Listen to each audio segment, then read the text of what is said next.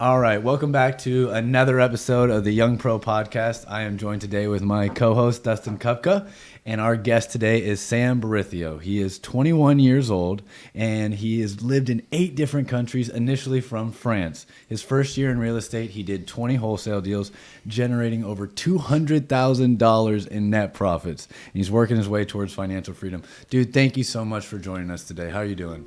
Dude, I'm doing fantastic. I'm really happy to be here, excited to be here, and just ready to get this rolling. Yeah. Well, we're excited He to hear your came story. all the way from France. I mean, that's, He lives in Des Moines now. oh, okay. I was He lives thinking, in man, Des that's Moines our Yeah. winner right there for the longest. How long distance. have you been in Des Moines? I've been here about, I would say 8 years now. Okay, all right. And then since you've lived in 8 different countries, where did you move from before you got to Des Moines? Yeah, so I was originally born in England.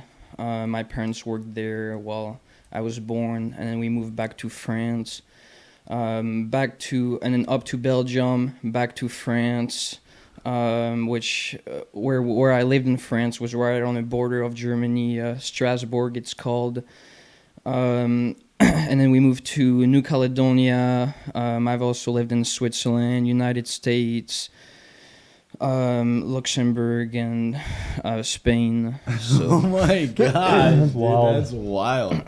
I think all I'm well before covered. 20, how all old are you? before 20 all before 19 years old. 19 years Yeah. old. That's crazy. That is wild. So what, out of all those places you lived at, what's the one that's dear to your heart that you just like, man, this is home? Man, I think that it's got to be here in the United States, just because you've got so much financial freedom. The government gives you so much freedom that you have the power to do literally whatever you desire. And it's not like any other country in the world where they just they take most of your proceeds. And here in the U.S., you're just free to pursue what you want to pursue and be whoever you want to be. So I think it's just amazing. So I think I'd call the U.S. home for now, for sure. That's awesome. That's- It's crazy because you hear a lot of people say or just talk so poorly of the United States and so fondly of other countries. Mhm. So I guess it's nice to hear from someone who's not born here and lived a majority of their life in another country that you view the United States that way. Yeah. Yeah, for sure. It's the place of freedom, the land of freedom, like everybody Yep. else calls it, and I totally agree with that statement. I mean, you're literally free to go out and make as much money as you want, but just make sure you pay your taxes. Yeah. We don't talk about taxes in this podcast or paying All right. paying taxes. Well, Dustin loves to hear the background story, so I'll let him Yeah, fire man. off a few of his. I'm always, we always think about, of course, we meet all kinds of new people on this podcast, and usually about 5 or 10 minutes before someone joins us is I'm getting the first chance to meet them. But I guess, yeah, it's all about your story, right? I mean, you're 21 now, right? But been here for 8 years in the United States, have a lot of life. I mean, to think that you've already been living in 8 different countries by the time you're 19, that's wild, honestly. So why don't we just step back, and just go back to where you kind of grew up, kind of all the way up to present. And it sounds like you got some really cool things going on with wholesaling, and you talked about that whole freedom thing. I know that's kind of a big desire for you to be financially independent and have your own, basically call your own shots. So why don't you just kind of share your story? Yeah, absolutely. So, the way that I originally got into real estate wholesaling is actually a really, really interesting story. When I was about 19 years old, like 19 and a half-ish, I went through a really, really hard time in my life. I lost somebody who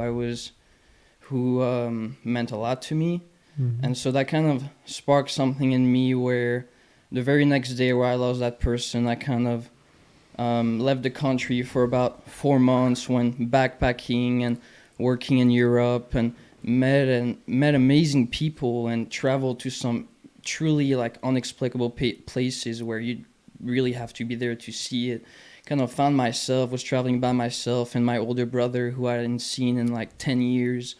And so I came back here, and I actually worked at Target before leaving for Europe for about 5 months. What?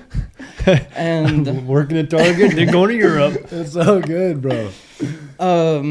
so I quit Target right before I left for Europe, just the most like horrific way possible. They'd probably never want to see my face in that store again. It was just middle of the shift. I was truly like in a really bad place mentally and physically and stuff. I kind of had let go of all like my ambitions and stuff for that one person. And once they left my life, I was kind of left with nothing. I was like broke. I didn't have any goals. I didn't have nothing. So after I quit Target, went to Europe, came back 4 months later, got a job with a really good friend of mine for a couple months while I started kind of looking into wholesaling and stuff. I found the wholesaling at first on TikTok. That's wild. I just saw other people posting about it, and I just didn't think it was true at all. I was like, there's no way these people are making that much money by just flipping paper with no money out of their pocket, nothing. And so did worked with my. So does it work? It does. It works so wonders. Let's just put it this way. 200K later, apparently. So yeah, I came back from Europe, worked with my one of my best friend's dad for a couple months. And actually, after a couple months of working with him, I totally quit that job to fully pursue wholesaling real estate. And so I bought a course for about $200. It was really supposed to be $400, but I didn't have that money. So I reached out to the person who was selling the course, and I was like, yo, I don't have $400. I know you've got a Discord and a YouTube video kind of where it teaches you how to do it, and in the Discord you can kind of network with other people who are learning. Okay, yeah.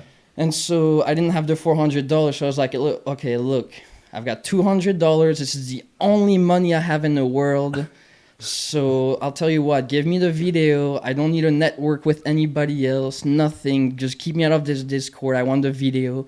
Took him like a couple of days to get back to me, and I kind of had to hassle him a couple of days. But then he finally let me have access to the video, and honestly, it was probably the worst investment I could have made. It was terrible advice from, now that I look back at it, it was absolutely terrible information. So I'm glad I didn't spend the $400, but literally right after I finished watching the whole content of the videos and the course and stuff, I didn't know how to go out and find Deals, yeah. leads. The best part though, usually people get on here and I, bought this, took this course or bought this book and changed my life. Yeah, it was terrible.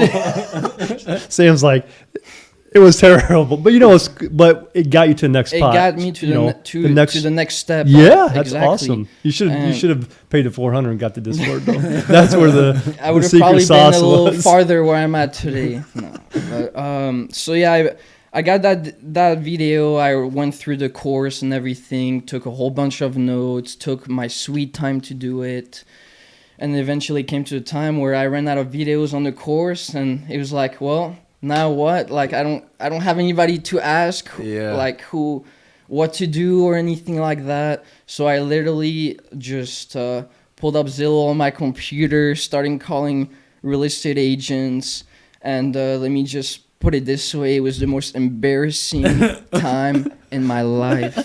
I didn't have a mentor. I didn't have. So how did that conversation go? Like what was in the beginning? Well, those first few phone calls, what did it sound like? First of all, I put the phone number into the phone of the real estate agent, and let me tell you, it took me about 15 minutes to press the call button to actually make the phone call.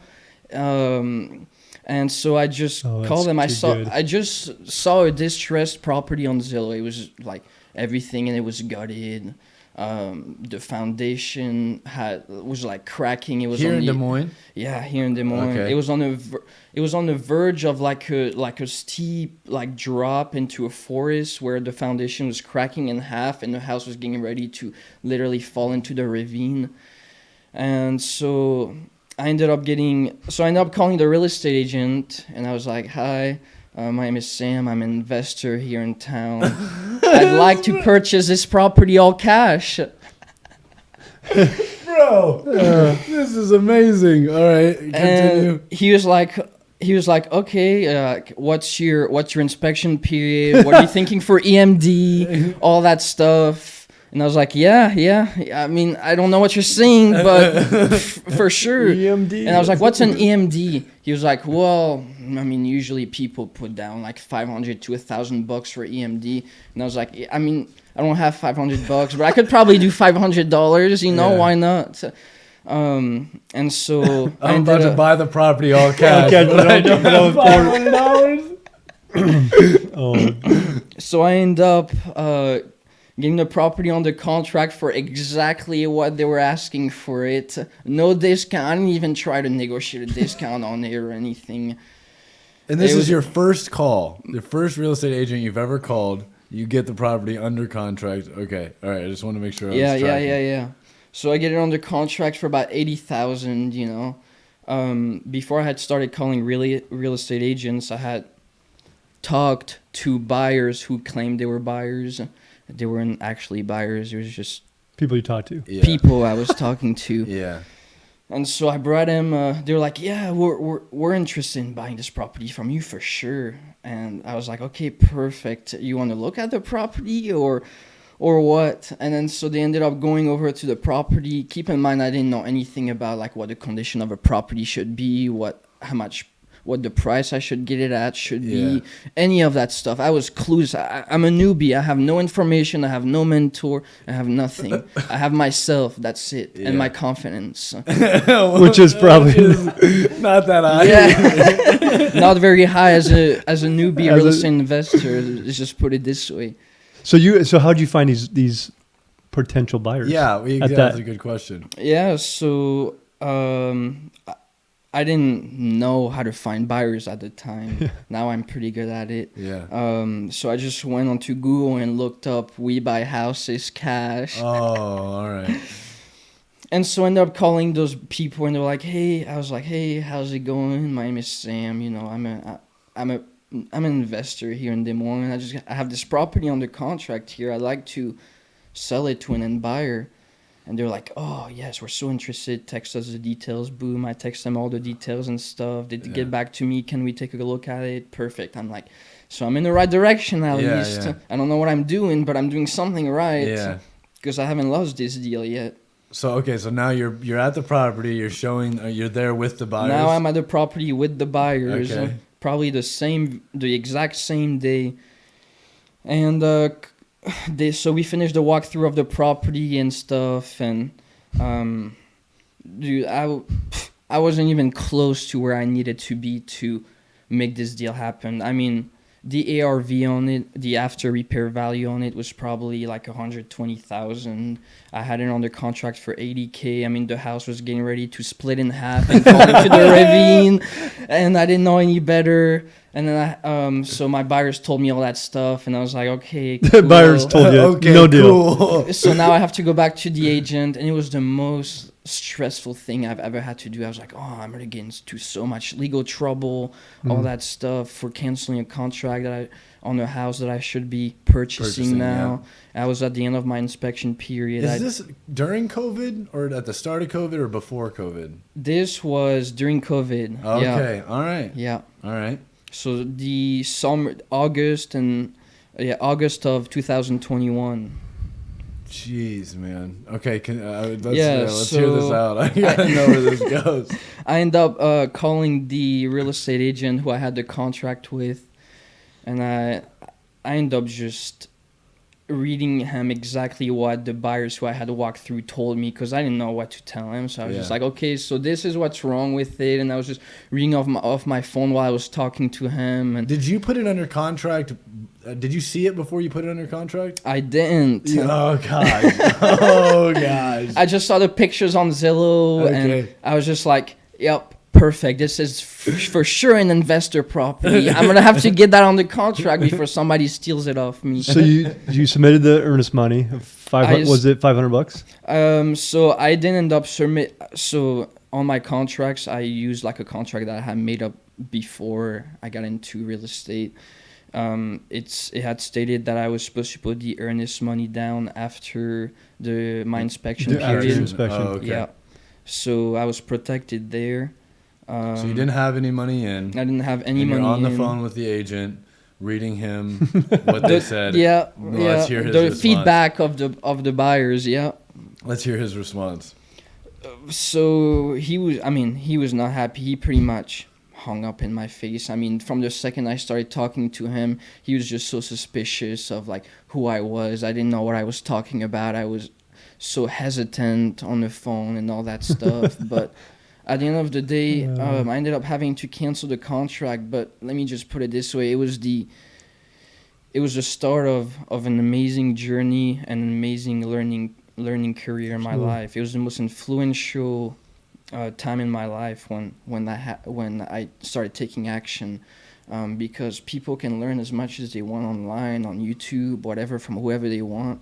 If at the end of the day, if you don't go out and take the actual action yourself, no matter what position you're in, whether you have no money, anything, if you don't go out and actually like do Grind it, do the action, That's how you're you gonna really be learn. staying in the same place your whole life. Yeah. So this is like a year and a half ago. Year and a half ago. Yeah. So a year and a half ago was when you picked up your phone, Yeah. called this agent, had no idea what you're doing. No idea what I'm talking about. This is phenomenal. I sound absolutely ridiculous on the phone. I wish I could like Go back there and been there, just take a video. watched Yeah. and just seeing how you operated during this conversation. I don't think you wanted to. It was pretty ugly at the time. It was embarrassing. But you know what? Everybody starts somewhere.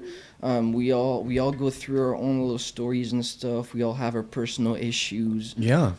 At the end of the day, you just do what's best for you. Yeah. Take the action. I mean, people want tomorrow to be different, but they're gonna do the same thing tomorrow that they did yesterday. And expect Right. to be different. And Yeah, expect So I it to think be a lot different. of, you're hitting it right on the head there, Sam, but I think it's a lot harder than it sounds, right, to people to just overcome that fear, to really try to press in and move forward.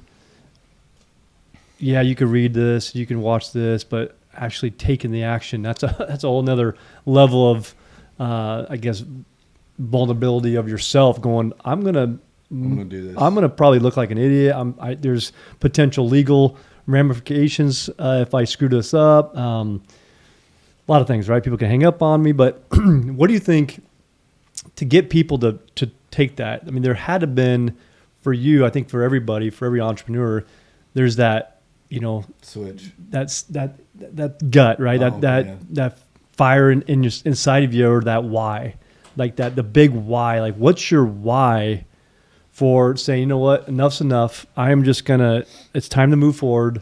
No matter what I feel, how I feel, I'm going to take action because this is the only way out. Like, what motivates you? Motivates you currently or in that moment? Because I thought Both. you said the heartbreak or the, what no, made no, me no. start in the moment where I first started, or like what is still motivating me to this day? Both. I think both are what happened at that moment that caused you to say, you know what, I'm going to move forward. But overall, what's your why? Yeah. So, the one of the biggest reasons why I first started to do what I was doing in real estate. I mean, it's not a super good reason to do, like, for anybody to do anything. I went through a really bad heartbreak. And so that kind of switched something in me where I kind of noticed that I was average, and I absolutely despised that about myself. You walk in the street anywhere in the world, 99.9% of the people that you see on the street will be average. and I just couldn't stare at myself in the mirror knowing that, wow, you just got broken up with. You're average. You have nothing to want to keep people around you. Anything like that. Even though that's not what it's about. You shouldn't want to have things just because you want to keep people around you. Yeah.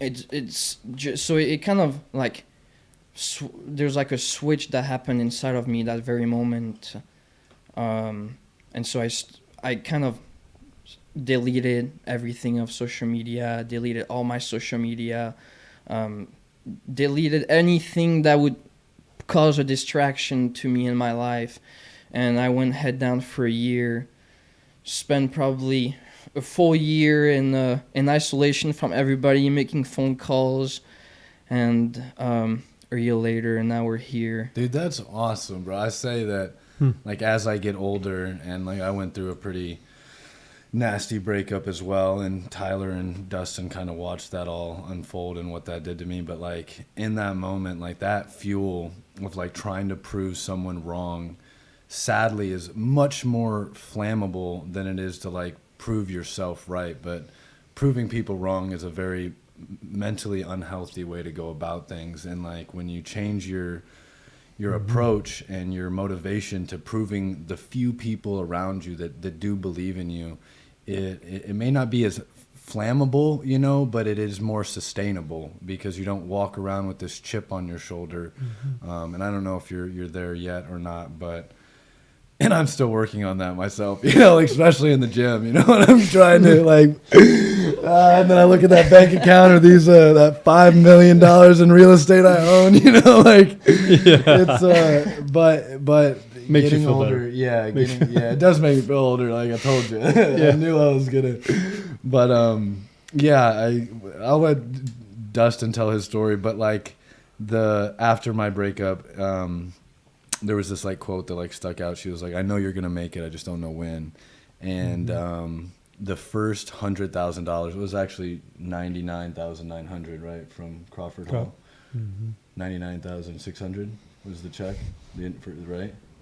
So the first $100,000 of a deal I ever put together, me and Dustin met up and he gave it to me, and I saw the check and like I just started like crying, and it was like a super real moment. And he was like, "Why are you," you know, I remember this moment so clearly. He asked me like, "Why are you crying?" And it was like, because the person that I want to like call and tell most about this, like I can't right now. And it was just like, and then from that point on, like I went pretty savage with real estate and just moving forward and like only chasing bigger deals and stuff. So I can relate to that, man. And I'm sorry you had to go through that, but it's amazing that it puts you in this position. Dude, I still remember the very first deals that I closed in real estate, just like you just mentioned about, just because that first deal is, it happens and then it just changes your life forever. Ever.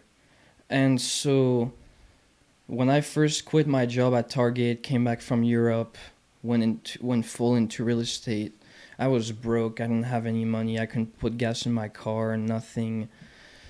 So it actually took me 4 months to close my first deal. And during those 4 months, I went through hell and back to get that first deal closed. Like, I was getting properties under contract.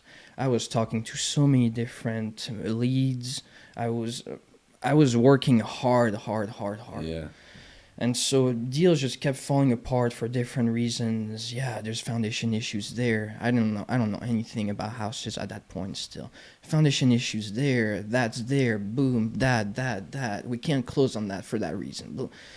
And it's like after the 4th month, you're just so broke and exhausted that I was ready to throw in the towel literally the very next day. So this 4 months you're talking about, like the first deal that you had that we talked about, 4 months after that is now the time period. 4 months. So it took me 4 months to close my first deal, actually. To complete it. Yeah, to like complete get your my check. first deal, to pick up my check. Yeah. And it actually ended up being 3 deals at once, not one. Oh, yeah, I remember. I heard you say that to him out there. And it was actually supposed to be 4 deals, but on the 4th one, the seller decided not to sell it to us when it came time for us to come pick up our check. So that was kind of cool. The buyer who was buying it off us got That's like cool. $1,500 stuck in escrow that they still never got back to this day, and they're still mad about it. Anyways, I'll pay you back someday if you're watching this. Well, you announced with I made $200K net profit, bro. You'll be like, today is that day. I'll buy him a nice dinner at some point. Oh man! All right, so let's hear your why right now, and then I'll let you hear Dustin's story and how he got started. Because that's my why kind of switched from wanting to prove people wrong to wanting to help out myself and my family, and then eventually help out my community, and then eventually help out the world after that. But right now my main why is just to help out my mom. She's a single woman in France. She lives in France. She's a nurse. She works like all the time. She gets no days off. And I guess my main goal is kind of to move her closer to me, and for her not to have to worry about anything. Working. That's amazing. It's pretty similar to mine. That's awesome. So let's hear hear how you got started. Before I do, what is it going to take for that to happen? Like in your mind, what do you think it's going to take? Because there's a lot of obviously moving parts there to make that happen. But in your mind, what do you think it is? Yeah, so I know that it's not spending all my days on the phones like I used to do. That's definitely not it. It's good to get started and to build up a cash account and have cash and get comfortable until you figure out what you really want to do. I just... Is it an amount of money? It's not. I think it's getting the right people around you, and really not setting yourself up for failure. Because when I first got started in real estate, I manifested, or I was thinking way too small for the person that I was. So when I first started in real estate, I truly believe that manifestation and 100%. Energy is real. Yeah. And so when I first got started into real estate, I had my mind so set, and I believed so strongly that I was going to make $30,000 on my first wholesale. I had no reason to believe that at all. Yeah. I just believed it so strongly, and I took the action to back it up.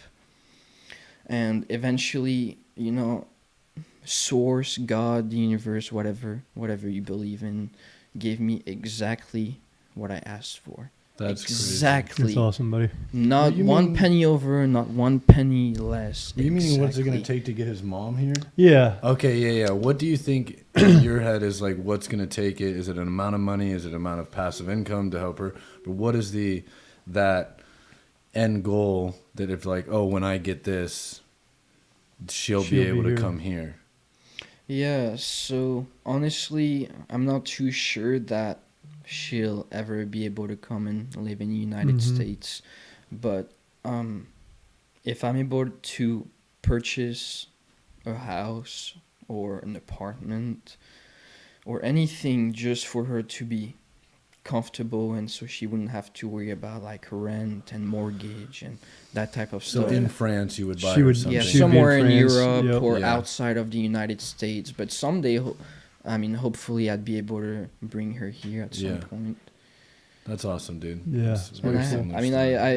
I barely see her, but she knows that I'm working like a mad dog every single day for her, and I keep reminding her every day, this will be the day where you don't have to go back to work at the hospital for 12 hours. Jeez. So how many siblings do you have? I've got so we're 4 brothers. I've got 3 siblings, 2 older brothers and 1 younger one. That's awesome. That is awesome. Cool. All right, I think you're up, man. I went over ours. What do you want me to know? What do you want to know? How you got started? What's happening? I like to know what you do. I barely know anything about you. Who is this guy? do, bro? He's just not a host on the podcast. Just was downstairs and Ethan just said, "Hey, come on over here. We need this guy to fill in." No, man, I love hearing your story, dude. I really do. I appreciate it. I know it's probably, as you share different things, I know it kind of brings it back to kind of the reality of, and sometimes can hit kind of emotional, and deep down inside on some things that could be kind of difficult to talk about, but and exciting and all kinds of other emotions too. But yeah, I mean, I think it's, we all have our own story, but I ran the corporate world for 17 years, ran steakhouses, and did that, try to work up the corporate ladder, kind of got to the top of it and realized I was still broke, and my family counted on me. So we have three kiddos, and my wife and I, so we're like, oh man, I need to make some money, and this is not it. And after 17 years, you're comfortable, you run the show, you have your own schedules, you can do a lot of great things, but at the end of the day, you're still as flexible as maybe a boss can allow you to have different schedules. You're still trapped, in that world, and nothing wrong with that. For me personally, it just wasn't the world I needed to provide for my family. The 40 hours a week, you knew exactly what you're going to get paid for every single week, and then you work really, really, really, really, really. If you're a good boy, you might get a bonus after a quarter or after a month or after a year, but then the numbers always change. And then there's always these outside influences over those numbers that you have no control of. Gets you a 2% bonus, doesn't keep up with inflation. Yeah, exactly. Look at you. Especially now. So I just feel bad for people now. But yeah, it was just one of those things, just the mice on the, what do they call that? Rat race. The rat race. Just, it was constant. My wife was very supportive of me not working there anymore. So, was also your employee, so. Which is one of my employees. Let's not skip over that. Which she came in for an interview in a red dress, and I'm like, "You're hired," because she looked good. Yeah, shout out to Allison. Yeah, she doesn't think it's red dress. She's like, "It wasn't a red." I'm like, "It was a red dress." She was, "I don't like red." I'm like, You remember? I remember it being red. It might not be red, but in my mind, I had this image of her being in the office. And at the time, we had another manager, myself, JR, who he passed away several years ago, but he was actually in our wedding, and he was like 70 years old, 7-year-old pimp. And just, he was such a ladies' man. Like he's a kid, like a 7-year-old kid pimp. No, he was like 5'10", probably not any of that, probably 5'8", 5'9", just a short little dude. You would have loved him. You're getting so much more comfortable on this podcast. Oh, There's yeah. no way you would have used the word 7-year-old pimp on the first 5 episodes.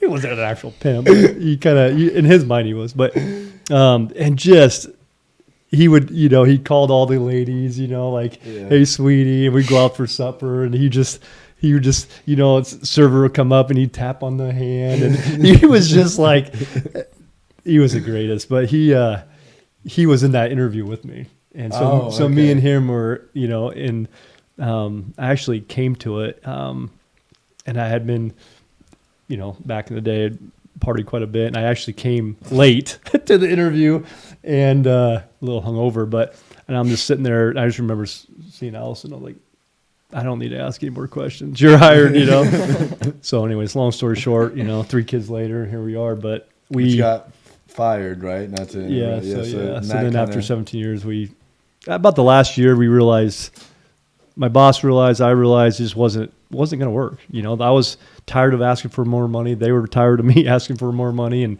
it just became a mutual agreement, basically, that we needed to part ways. So it was one of those deals, though. It was kind of like, holy crap! Like literally, I did get fired on December 27th of 2016.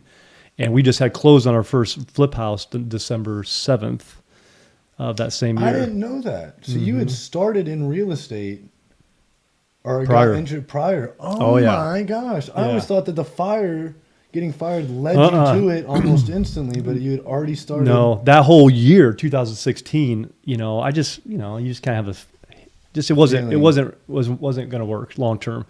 And so yeah, we had did the whole podcast, did the Fortune Builders. I had already kind of started into that, but just talking to Kurt, which is our contractor, which we went and saw about, I don't know. He's one of the guys that I gave 7.5% ownership to of the 57 plex. I told you that I gave four people. Dude, that's an amazing property, dude. Thank you, dude. It's truly, I mean, congratulations. Thank you. And yeah, it's sweet. Dustin was I don't know if you knew this, but I mentioned that my little sister had passed away, and when I went to Asia, like Dustin and Kurt held that building down because we were supposed to close actually the day after she was killed. And it was such a big family thing. That's why it's named Eden's Point. I don't know if you saw the sign. It was named after her. But they really held it down and just gave me the freedom to figure out whatever I was supposed to try to figure out while I was there. And so, yeah, I love these guys, man. So let's hear a little bit more, and then maybe we'll give them a little snippet of how we met, and then we'll swing back to this man in the process. So long story short, basically lost my job on the 27th. So then 28th, I'm like, well, I got this, kind of freaking out. 2 mortgages, no job, wife, 3 kids. You got to do something small soon kids, here. and like they were little baby kids, and I was like, holy crap. And so luckily the good Lord had a plan because I had everything kind of working, momentum in that direction, and it basically took about 4 months, started working on the house. And that was my time to reflect on what the heck just happened. When you have something like that happen to you that you poured yourself into for 17 years, like you poured your heart into it. I mean, we did. I mean, anything I do, I mean, I'm going to do it to the fullest, and I gave it all. And we built that company up, and you almost feel like you lost a part of yourself because it's done. Like that chapter of life's done, and it's like, but you have to reflect on, yes, that's done. However, what are the lessons you've learned through that 17 years? And I had to hold on to that, or else I became ticked off. I became very angry. I was very mad. There's a lot of anger within that for pouring 17 years and having it end like that, literally getting called in the office saying, you're done. And you just feel like less of a person. I mean, there's all these kind of emotions you go through when you get fired. And so it's one of those things where, thankfully, man, I had real estate. I had a wife that supported me. Took 4 months and just worked on it, worked with Kurt on it, turned around, flipped it. We made like $40-some thousand. And I would say we got a little lucky in a sense because we had no idea what we were doing. But that was the start for us. And from there, just having that first one that showed profit, and I was able to take that to my wife and be like, babe, look how much money we made in 4 months. And I'm like, let's go. Let's go. Was that the time where your life completely turned around? Yeah, it was there's a lot of things that happened in that 4 or 5 months, but it was every day I'd work, come home, help with the kids and all that, and stay up till 1, 2, 3 o'clock in the morning every day. Searching, trying to figure out, because I was flipping. I didn't know what the heck I was doing. I didn't want to be a contractor because I'm terrible. I'm trying to figure out what am I good at, right? Because in flipping houses or whatever, anything with real estate, there's so many things in real estate you can be good at. And I was not a good contractor. And so I was just trying to find my place in real estate. And that's why I was up every night. Just like, I like where this is heading, but where do I want it to, continue to move forward? And then I started realizing that, and then it kind of shifted into, hey, we want to start a company. We want to start flipping houses. I can manage that. I can do that part of it, operational wise. And then it kind of evolved into, we flipped a few of those, and it evolved into maybe I should be a real estate agent. And then I got my license, and then we started listing our houses, and then, brothers and family and neighbors started, hey, Dustin, help me, sell my house. And now it's unbelievable. Would you recommend for newer real estate. I mean, whether you're an investor or somebody trying to get into wholesaling to try and get their license before anything? That's a great question. Great. You want to take this one, or you can take it. I'm asking for the general public. So yeah. So before I answer that question, I do want. Isn't it so unique the different strategies that you can have? Like he flipped and made 40K, right, and was in his project every day. You same amount of time stayed at home making calls and made 30K. Like it's just. There's just so much power in the way you decide to operate and move with real estate. There's just so much freedom, and it's honestly mind-blowing. Like 19 years old, you made 30, 4 months. He made 40. 37 years old. 37 years old. Oh, 37 years old. Yeah, 37 years old, made 40K, 4 months, but it was in his project every single day, dude. And I just think that's amazing. I do gotta add into what you're saying, that if you've got one person who's working on building a pizza business and a pizza restaurant, and you've got another person who's looking to build, I don't know, like a real estate portfolio or whatever, they're both going to put in the exact same amount of hours in their business, but one of them is only going to get so far while the other is going to go all 100%. The way up here. Yeah, dude. I wasn't trying to say like one way or other isn't. No, it just shows there's just so many different avenues, and like as long as you put in that work, so many shiny whether it's objects, in your house making the calls or it's in the project, like both of you learned a ton and you were just different ways. Yeah, in different ways. But I also would say that sometimes you're in a vehicle, and I don't care how hard you work, aka a job. Yeah. You can only go so fast. You can only go so fast, so you can only get so big and so successful. There's some jobs obviously that pay crazy amount, but there's that side of it too. It's like, within whatever, find what you really love, and it's a big time bonus when it pays well.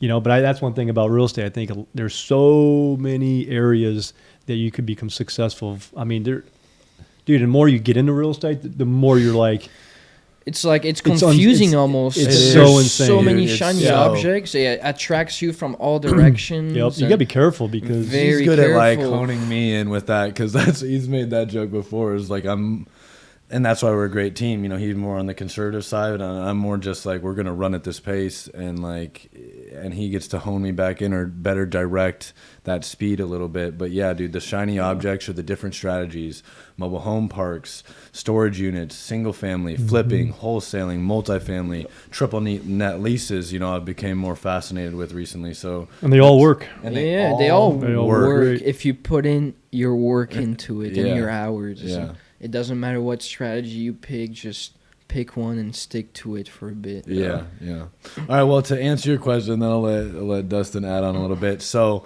I ran into that initially. So you have a moral code, right, or something. There's like a set of rules you have to abide by. So when I first started, I didn't want to do that because when I looked young, not let me finish.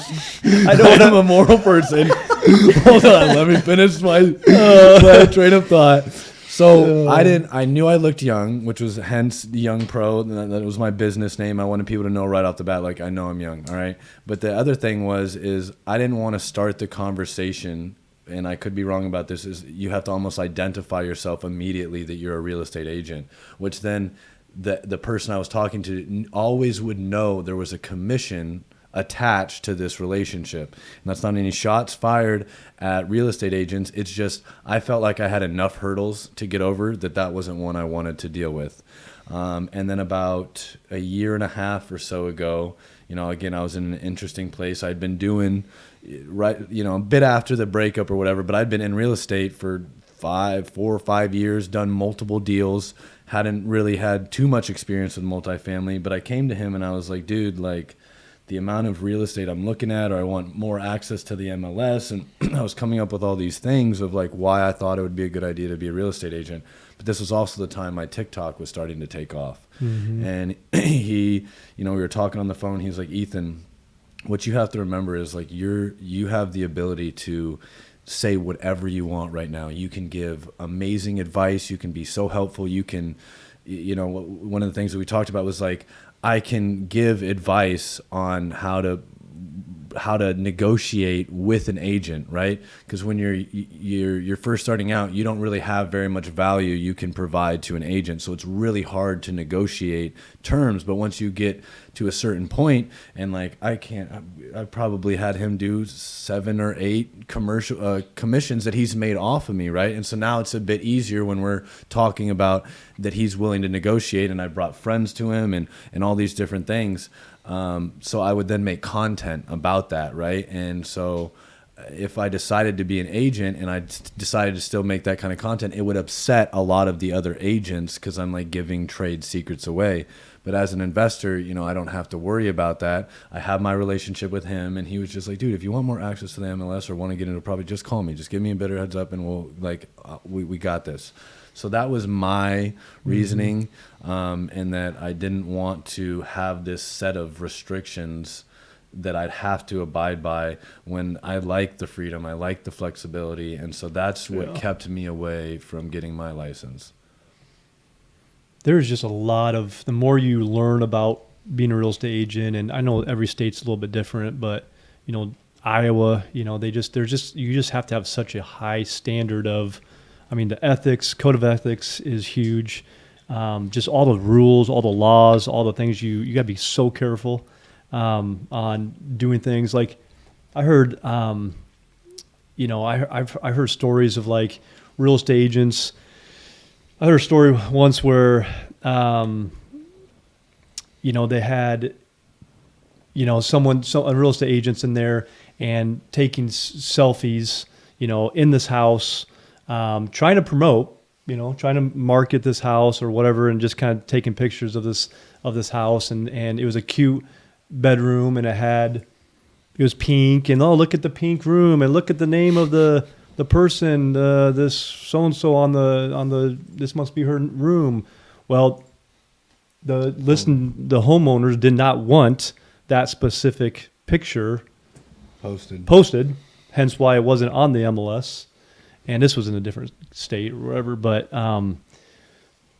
someone saw it on social media, saw this picture of this name on this wall, and next thing you know, some creepo found this and literally found out that this little girl lived at this house. Oh my gosh. And followed her and basically tried to abduct her. Wow. And the little girl got away, and the little girl, because the guy says, oh, yeah, I know who you are. There's a name on your wall and in your pink room. And she knew all this. This guy knew all this information about her.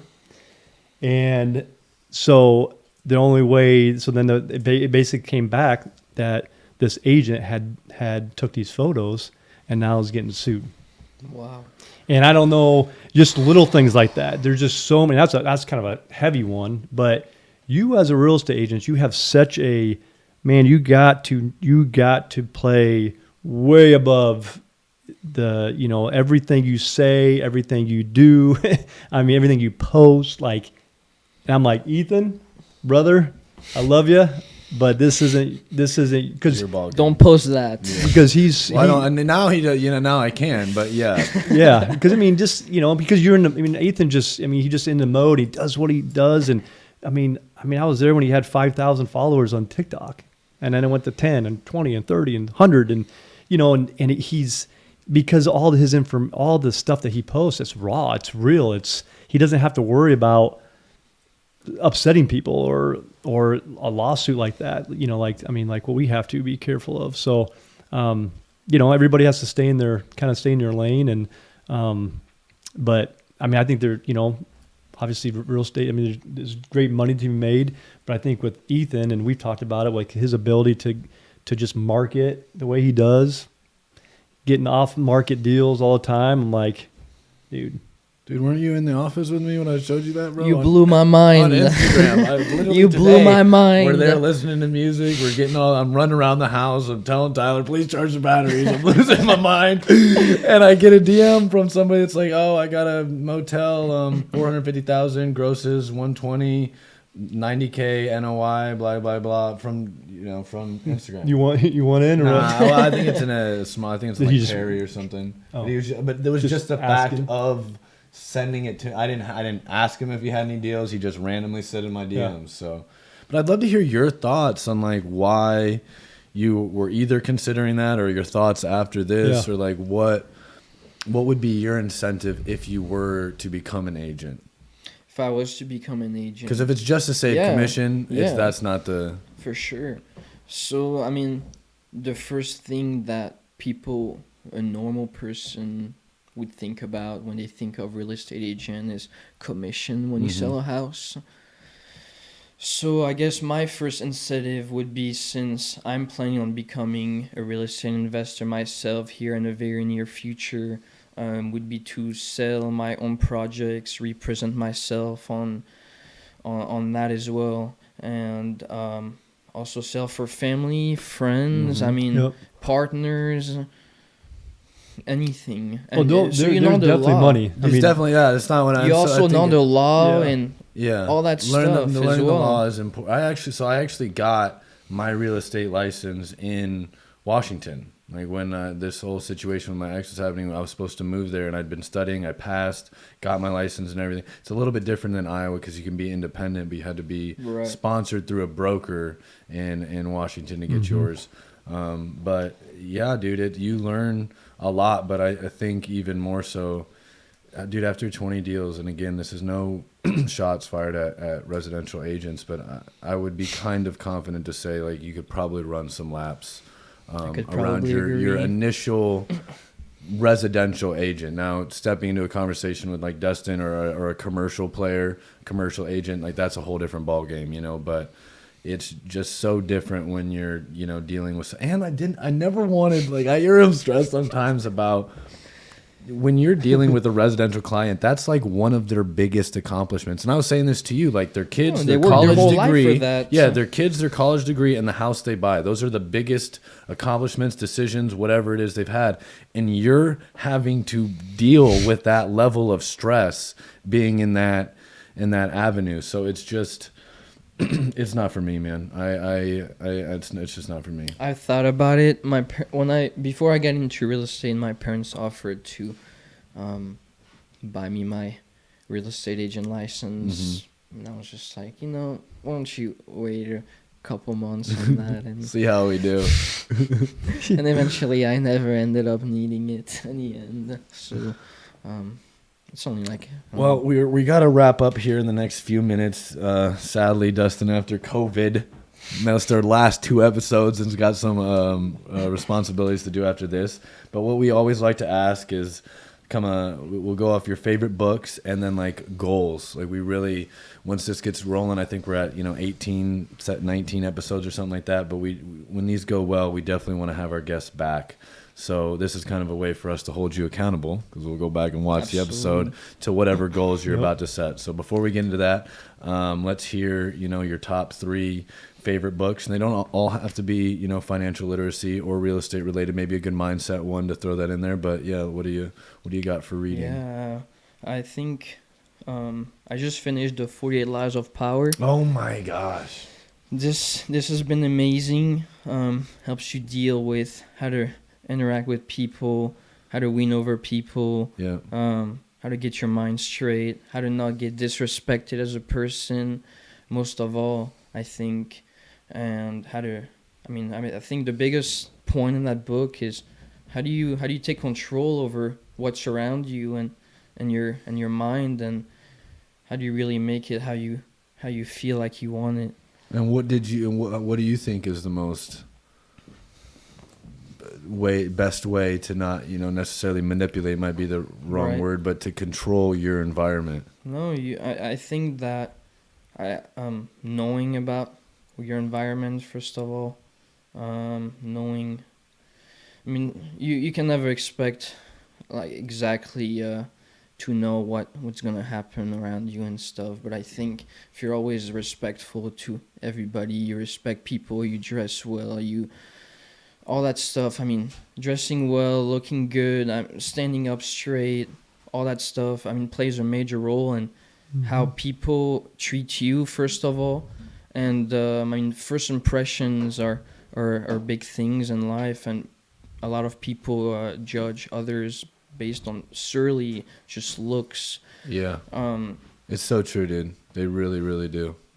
So I think that dressing well is a big part of it. And I mean, if you look young, I mean, I was 19 years old when I started real estate. People wouldn't take me seriously, and I started closing deals. I started dressing myself a little better. I mean, cut your hair nicely, dress all right, and just be very respectful and listen to what other people have to say. And I think that you should go a pretty long way. All right, one more book, and then we'll get into your goals. Yeah, I think another book that I really like is Mastery by the same person who wrote the 48 Laws of Power. Kind of teaches you how to become your own master in life, how to make your own decisions, how to act for yourself and not allow other people to influence who you're gonna become and who you want to become. So I think that if you really want something in life, you shouldn't just listen to what your parents have to tell you or all that stuff, because obviously these people are always going to try and tell you to go to college, get a secure job, all that stuff. But at the end of the day, if you don't take any risks and you don't put yourself out there and take the action, you might just stay in the same place your whole life. Sounds depressing. Sounds a lot depressing in my opinion. That's awesome. All right, let's hear your goals. Now, I mean, these are. I mean, you're you're putting this out there, dude. buddy. You gotta, so you know what I mean. You got to live up to it. So let's hear your goal for like the rest of 2023. You know, we're only a month in, starting February right now. What is your goals to achieve before January 1st of 2024? Before January 1st of 2023. 2024. 2024. Oof, I'm still a year behind. Going backwards. Yeah, so I really want to start my real estate portfolio. I could have done it already a while ago, but I decided to play it safe, which you should never do in life.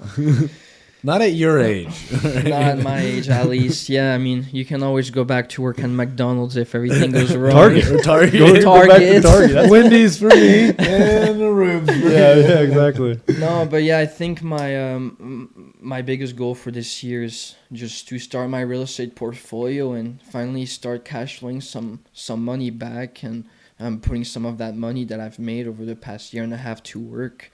It's just sad to see it just sit in a bank account, losing interest every year. So, gotta learn from Ethan to how to put it somewhere. You want to learn from me? Find you some partners. Make that money grow. Yeah. What were you gonna say? Make that money grow. Yeah, make that money grow. Yeah. Well, to give this a quick wrap up, dude, I really like that. I think something that I can offer other people is like my ability to be vulnerable or get told no. Like when I first approached, and we didn't get into that story too much, so I'll tell it real quick. But when I first approached Dustin, you know, before that $100,000 story I told, like I had been doing real estate. I'd owned multiple rentals at that time. But when I met him, you know, when we first sat down, we ended up hanging out quite a bit longer. But at the end of that meeting, I got up and I was like, we're going to be business partners someday. Like we're going to work together. And he kind of just like giggled at me and laughed and was like, oh, here's this YoungPro kid. Like, nah. But I stayed consistent. I stayed touching base. I proved my value time and time again. And I don't want to speak for him or anything. So I think I proved my value. He's on a podcast. Still working on it right now. But I think just being willing to be told no and understanding when you're new in the game, you don't have a lot of value. So you got to put in that work, and you got to just not let, you know, other people's opinions or ideas influence, you know, where you're at or the direction you want to go. So you got to wrap up for us for the first time. This is my wrap. What do you think of our setup here? Dude, this is my first. This is your first episode season, yeah. This is your first time here in the studio? Well, this is furniture and the Just artwork. like new couches and stuff. Yeah, Dude, we were on a card table last I love week. it. We were on literally a fold-up card table with like lawn chairs, kind of. That kind of fell over. It's super comfortable, and I love it. It's stylish. It's professional. Whoever is willing to work hard someday and get yourself out here, I'm sure they'll be even bigger than where they're at now. So. You'll be able to sit in the brown chair. Yeah. And a quick shout out to what? Is this too close? I mean, do you feel good? No, well, he's shaking. I was just about to do a shout out to Tyler too. No, I think we look good, right? Tyler, can you confirm that? Tyler, good. So to do a quick shout out, the reason we look so professional and we're going to continue growing is we have an amazing producer. Absolutely. Tyler Dickerson is the guy. We just get to sit down and talk, and I'm so appreciative of him. And so we will have him again on as our guest, and when we finally get this wrapped, so he can have the professional look that he truly We were desires. in the kitchen setup last time, kitchen table setup. All right, everybody. Thank you so much for watching. Until next time, we will catch you guys later. Have a great day. Peace.